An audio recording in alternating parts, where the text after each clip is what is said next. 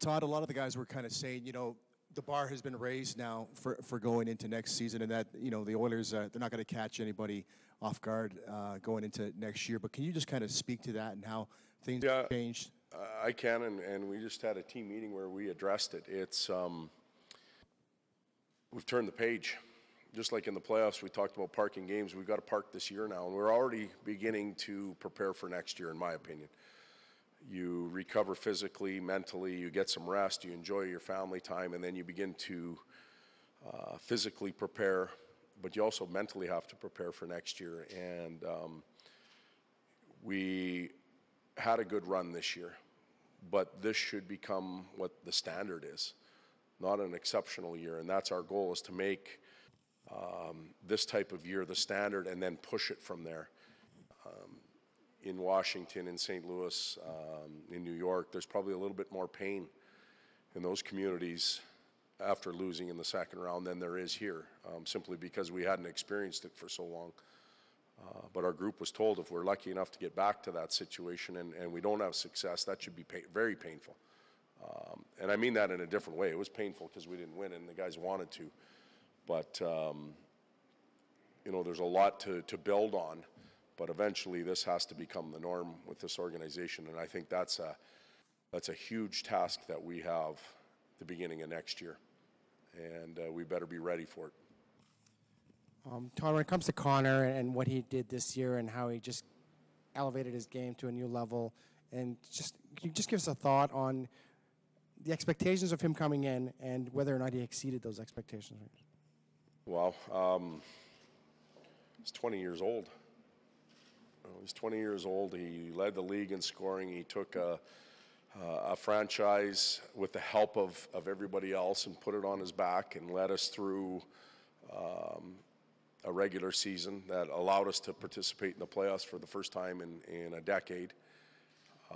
And then he, with the help of everybody else, pushed through a round and extended the last round to 7 games. That's a recap on his season. But when you think of it that way, as a 20-year-old basically playing his first full year in the National League, I think that's remarkable. And, individually he gets a ton of credit for it. But there is the group around him. We always use the term leadership group. From the minute that Connor put the C on his jersey, it was about the group. It wasn't just about him. And I thought they all did a really good job.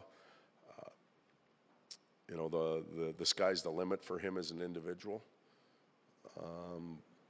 But there isn't sneaking up on teams anymore for him either as an individual. There's a specific target on his back. We saw that against Anaheim, and his task gets tougher as he continues to play in the league. But I also think that his tools get better as well. He gets more mature. He gets bigger and stronger. His confidence level should continue to grow. So he has everything he needs to compete with that stress. Now, do you think the playoffs change the perception of the player about how important the team is for the city? I'm sorry, one more time. Do you think the playoffs change the perception of the player on how important the team is for the city? Did the playoffs change the perception of how important the team is for Edmonton? You know what? I'd answer that question no. And the reason why I answer it no is because for the prior 10 years they were there with us. They didn't go anywhere. They weren't gone. Maybe the energy of the playoffs wasn't there, but they showed up every day at Rexall when it wasn't going good. I think the fans are more important to us than we are to them. And they've proven that for 10 years. So I don't know if I answered your question properly, but they're more important to the team than the team is to them. I don't know if they think that way, but that's what I believe. Todd, Everly has said that because he didn't score in the playoffs, he feels like he let the team down. He also feels like he's a better all-around player, and certainly that was part of what had to happen to the team, not just to him, but the team. They had to play the 200-foot game. How does he get offense back into his game? Well, he's a tremendous player. He scores 20 to 25 goals every season. You can count on it from him. And that's not going away. When you get into a playoff scenario and it doesn't start well for you, it can snowball quickly. That's one of the experiences that we've learned. The players that are having great playoffs, you guys will talk about and write and tell stories. The ones that are struggling maybe to provide what they normally do becomes a story, and the ones in between nobody talks about. So you want to be in one of the two middle groups. You sure don't want to be in the bottom group, and unfortunately Ebb slid into that bottom group. But we didn't get to the playoffs without him. He had an impact on our team, especially down the stretch when we won, I don't know, 15 of 18 games. He was a key piece.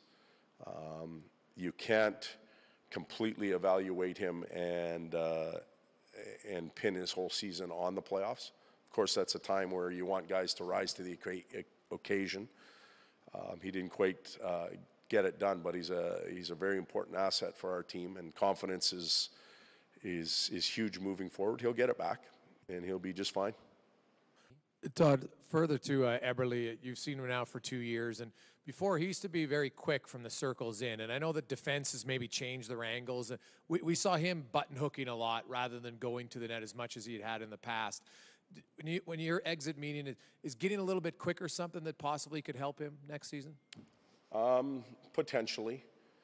You know, you can, quick off the clock, if you will, the stopwatch, yeah, but, anticipation, reading plays, getting to the spot, release of shot. We have about 23 guys that can improve in that area. And we need that from everybody, not just Jordan. Todd, you go into this season with, you don't want to pencil in lineups, but Kajula, Benning, Slepyshev, did they all prove to you that they can play a little higher up, maybe in the lineup than you thought going into after what went through the playoffs? Well, they had the ability all year to do that. A lot of them did play up. You think about them in the lineups. It's whether they can consistently do that. And the difference of playing on the team and being a good player and a steady contributor and being a go-to higher-end top six guys, you got to do it every day.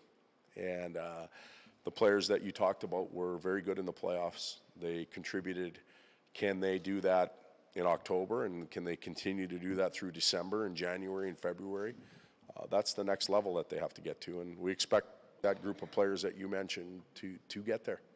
So you've got through the playoffs. As a coach, what do you still need on your team apart from, getting through into a third round? Well, there are things that you still... We need a little decompression time and an opportunity to sit back and look at our group and what our strengths and weaknesses were. We have a general feel, but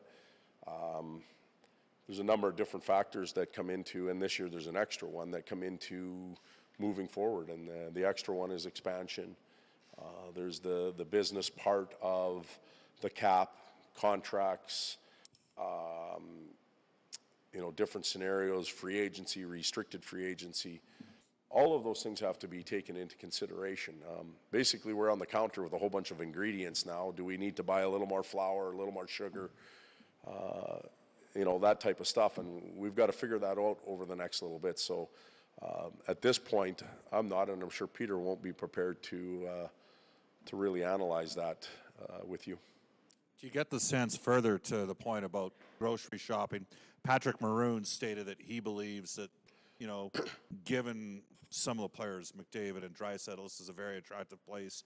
Is there any way maybe you can educate us on how it's changed from a couple years ago when you and Pete first were here, even last year getting Luch, moving forward about the opportunities that will be here, and maybe the fact that they'll be increased given the success, moderate, that you've had to this point? I can't speak for the 700 players that play in the league, and many of them are under contract and are happy where they're at. But there will be some players that get to decide this summer and in the future that, they may want to find a new home, and I can't think of a better one than here, really, when you think about the Cates family and what they've done as we're standing in it, and the resources they give us, the management team, the players we've assembled, and the drive that they've shown. If that all continues, we have a bright future. And I believe there's players that would like to be a part of that. And you see the building and you feel the fans. It's nice to come into that type of environment on a nightly basis. So I think it's, with Luch making his decision and some others that have come here, I think we're well on our way to being a spot that many players want to play in. Todd, before the year, you made it very clear to Zach Casson what his role was going to be, and he said that helped him. He knew what his expectations were, and he had a very consistent season. Younger guys, Slepyshev and Kajula, do you know what you have when you look at them? Do you see, is Kajula more of a potential top six than Slepyshev, that aggressive third-line guy? Where do you see those two going forward? Well, when they're at their best and consistently at their best, I think they're top six players. And I kind of answered that already in some way, where the consistency is what has to occur now. Second, third year in the league, what are you consistently? You can't just hit a home run one night and we wait for you for four more. We need you to be on base on a regular basis and contributing. And that, again, is the evolution of a player. It comes with experience. It comes with understanding situations. Anton Slepyshev's 22 years old. We forget that. We talk about Connor and Leon being 20 and 21. He's 22 years old. He's come from another country. He's learning how to do those things. Drake hasn't played a full year. His year was very much like Connor's, where he missed a whole chunk of it. So we expect them to graduate and move up, but they have to consistently provide that to be huge impact players.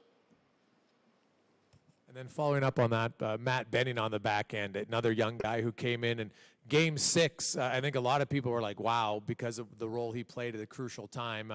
Did he maybe exceed what you thought he was capable of as a rookie, and does that change your expectations for him next year? He exceeded what I thought he would do. That's about as upfront as I can be. We didn't play him in the first 6 games because we weren't sure. We played him in Game 7, if that's what it was. I don't know my numbers exactly, but we played him in Game 7. Not sure if we were going to play him in Game 8. Not sure if we were going to play him in Game 9, and all of a sudden it's Game 82 and he's still playing.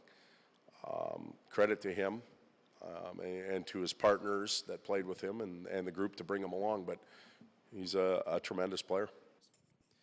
You see Leon as the number 2 center or a right winger? I think Leon's a forward. Again, it's a luxury we have.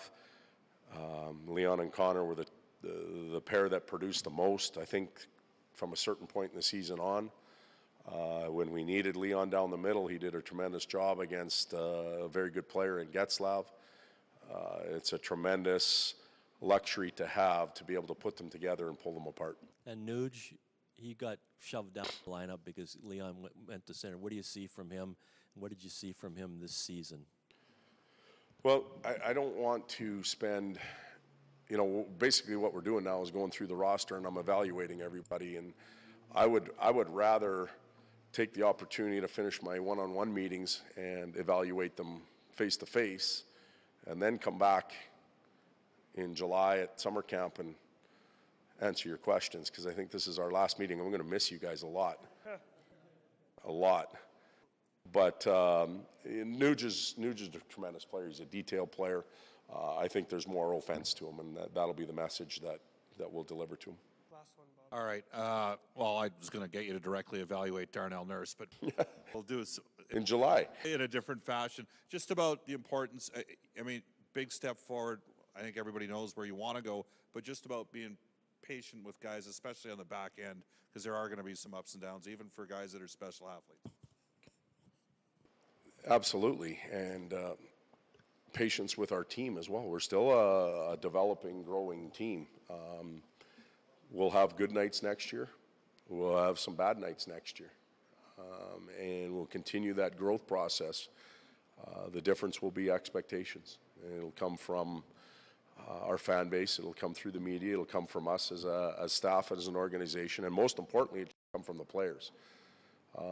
But there still is a development phase for everybody as they enter the league, and we have to understand that. And Darnell's still in that development phase. He did a tremendous job this year, but he's still got work to do, and he'll continue to grow.